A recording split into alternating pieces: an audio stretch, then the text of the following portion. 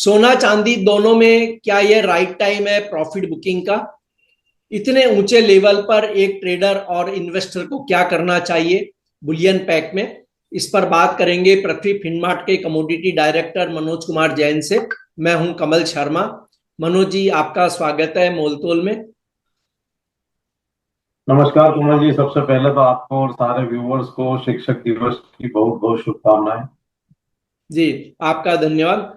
Manoj ji, gold silver market में मुनाफा वसूली देखी जा रही है। हालांकि आज के सेशन में हम थोड़ा सुधार भी देख रहे हैं बाजार में। तो लेकिन क्या ये राइट टाइम है अब दोनों में मुनाफा वसूली कर लेने का? देखिए यहाँ पे हमने ओवरऑल अगर सोने और चांदी की बात करें तो इस वर्ष अभी तक काफी बेहतर रिटर्न्स जो है दोनों ही प्रीशियस मेटल्स में बनते हुए देखे हैं। और अभी भी यहाँ पे जो लंबी अवधि के ट्रेंड है वहां पे फंडामेंटल में कोई बदलाव नहीं है। तो जो लंबी अवधि के निवेशक हैं उनको यहाँ पे मार्केट में बने रहना चाहिए। अच्छी तेजी के बाद छोटे मोटे करेक्शन होना वो बाजार का नेचर है और वो होते हैं। और जब भी कोई एक करेक्शन होता है तो उसके बाद मार्केट अपनी अगली तेजी के लिए या अगले पड़ाव के लिए तैयार हो जाता है। तो हमारा मानना है कि एक अच्छी तेजी के बाद अभी जो कुछ छोटे मोटे करेक्शन देखने को मिल रहे हैं ये मार्केट के ट्रेंड के अनुरूप ही है। और छोटी अवधि में थोड़ा करेक्शन रह सकता है लेकिन लंबी अवधि के ट्रेंड में कोई बदलाव नहीं है। तो पहली बात तो ये है कि जो लंबी अवधि के निवेशक हैं उनको बने रहना चाहिए। जो छोटे ट्रेडर छोटी अवधि के ट्रेडर है जिन्होंने 8 दिन 15 दिन या एक महीने की धारणा बना करके निवेश किया था तो यहाँ पे अभी अच्छा पैसा पिछले एक महीने में सोना और चांदी बना करके दे रहे हैं निवेशकों जी। को। तो ऐसे छोटे अवधि के ट्रेडर जिनको यहाँ पे छोटी अवधि के लिए पैसा लगाया था तो वो जरूर यहाँ पे एक बार मुनाफा वसूली कर सकते हैं। जी। और मनोज जी, ये जो सप्ताह है कुल मिला के कैसा रहा आपकी नजर में गोल्ड सिल्वर के लिए? गोल्ड और सिल्वर के लिए सप्ताह काफी बेहतर रहा कमल जी। और लगभग 5% से ज्यादा के रिटर्न यहाँ पे सोना और चांदी अभी तक जो है देते हुए नजर आए हैं इंटरनेशनल मार्केट में भी और भारतीय बाजारों में भी। रुपये की कमजोरी का भी काफी बेहतर सपोर्ट यहाँ पे भारतीय बाजारों में सोने और चांदी की कीमतों को मिलता हुआ नजर आया है। इंटरनेशनल मार्केट में सोना लाइफ टाइम हाइस पर पहुंचता हुआ नजर आया। $3,600 के स्तर के ऊपर दिसंबर का वायदा कारोबार कर रहा है। चांदी की कीमतें इंटरनेशनल मार्केट में 14 साल के बाद पहली बार $41 के स्तर को पार करती हुई नजर आई।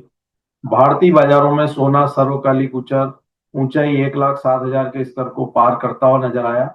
वहीं चांदी की कीमतें भी 1,26,000 के स्तर को पार करती हुई नजर आई। तो ओवरऑल ये सप्ताह सोने और चांदी के लिए काफी बेहतर रहा और एक बहुत अच्छी तेजी यहाँ पे दोनों ही मूल्यवान धातुओं में देखने को मिली। तो मनोज जी, अब आपकी गोल्ड पर सीधी राय क्या होगी? क्या इतने ऊंचे लेवल पे खरीद की जाए तो पोजीशन फंसने का डर होगा, या अभी करेक्शन का इंतजार करना चाहिए? देखिए यहाँ पे जो लंबी अवधि के निवेशक हैं उनको मैं पहले भी कहता आया हूँ कि एसआईपी के रूप में निवेश करते रहें। $3,600 एक हर्डल था सोने का जो इंटरनेशनल मार्केट में पार होता हुआ नजर आया है। अब यहाँ पे इतनी तेजी के बाद कुछ करेक्शन मार्केट में जरूर देखने को मिल सकते हैं। तो ऐसे में कीमतें एक बार $3,400 तक भी करेक्ट हो सकती है लेकिन उसको करेक्शन ही समझना चाहिए, मंदी ना समझें। $3,389 इंटरनेशनल मार्केट में अब काफी मजबूत सपोर्ट सोने के लिए रहेंगे। और हमारा मानना है कि अब अगला पड़ाव यहाँ पे सोने में $4,000 का रहेगा। और अगर थोड़ी लंबी अवधि की मैं बात करूं तो पहले भी मैं कई बार दोहरा चुका हूं कि $4,890 इंटरनेशनल मार्केट में कीमतें या तो 2026 में या 2027 में आती हुई नजर आएगी। तो अभी यहाँ पे लंबी अवधि के जो ट्रेंड है वो पॉजिटिव है और टारगेट भी काफी ऊपर है। भारतीय बाजारों की अगर मैं बात करूं तो यहाँ पे लंबी अवधि के निवेशक एसआईपी के रूप में निवेश करते रहे। काफी सारे विकल्प है निवेश के, ईटीएफ है, म्यूचुअल फंड के फंड ऑन फंड से, एमसीएक्स पे भी डिलीवरी लेकर के डीमेट में जो है निवेश किया जा सकता है। जिनको ज्वेलरी की जरूरत है तो वो वहां पे सराफा बाजार से लेकर खरीद सकते हैं। तो काफी सारे विकल्प हैं। तो लंबी अवधि के निवेशकों को निवेशित रहना है, डिप्स में एसआईपी करते रहें या ऊपर भी तो एक निश्चित रकम वो एसआईपी की बांध लें और उस हिसाब से निवेशित रहें। जो छोटी अवधि के ट्रेडर हैं तो निश्चित रूप से उनको थोड़ा सा वेट करना चाहिए क्योंकि एक अच्छी बढ़त हमने देखी है। तो यहाँ पे कीमतें 1,04,400 से 1,03,500 की रेंज में मिलती है तो फिर वहां पे फ्रेश बाय करना चाहिए। हमारा मानना है कि 1,01,000 अब सोने के लिए भारतीय बाजारों में काफी मजबूत सपोर्ट रहेंगे।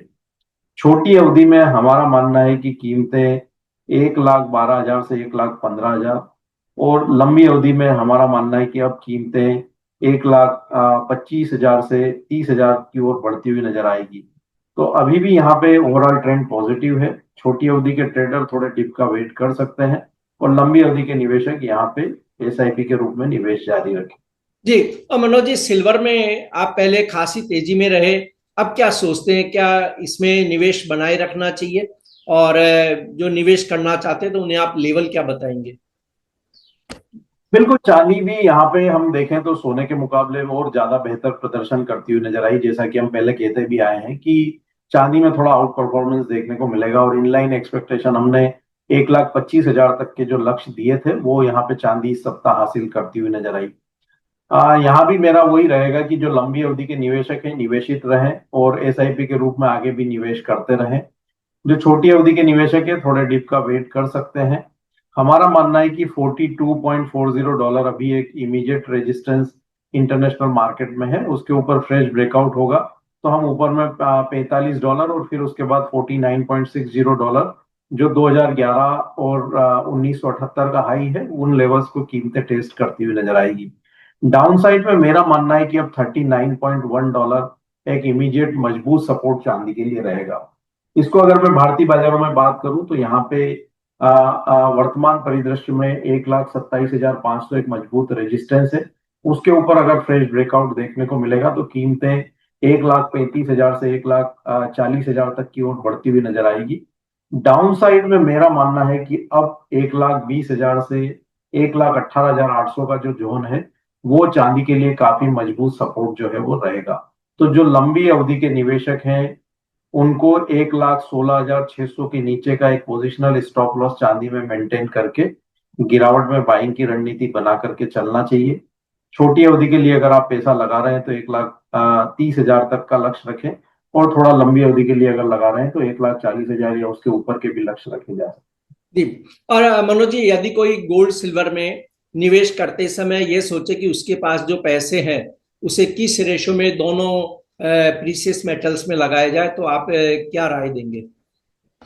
देखिए, अभी अगर पैसा 1 या 2 साल के लिए लगा रहे हैं तो 60% चांदी में लगाएं, 40% सोने में लगाएं। अगर 5 से 10 साल के लिए लगा रहे हैं तो फिर यहाँ पे 60% सोने में और 40% चांदी में लगाएं। तो ये उनको तय करना है कि उनके निवेश का जो होराइजन है वो कितना लंबा है। छोटी अवधि के लिए लगा रहे हैं तो 60% चांदी के फेवर में रहें, और लंबी अवधि के लिए लगा रहे हैं तो 60% सोने के फेवर में रहें। ये आपका कोई डिस्क्लेमर मनोज जी? सोने और चांदी के जो है फ्यूचर्स मार्केट में मेरी कोई पोजीशन नहीं है, और यहाँ पे एसआईपी के रूप में एटीएफ में मेरा निवेश रहता है। कोई भी ट्रेडर या निवेशक सोने और चांदी में निवेश कर रहे हैं तो निवेश के पहले अपने वित्तीय सलाहकार की सलाह अवश्य लें।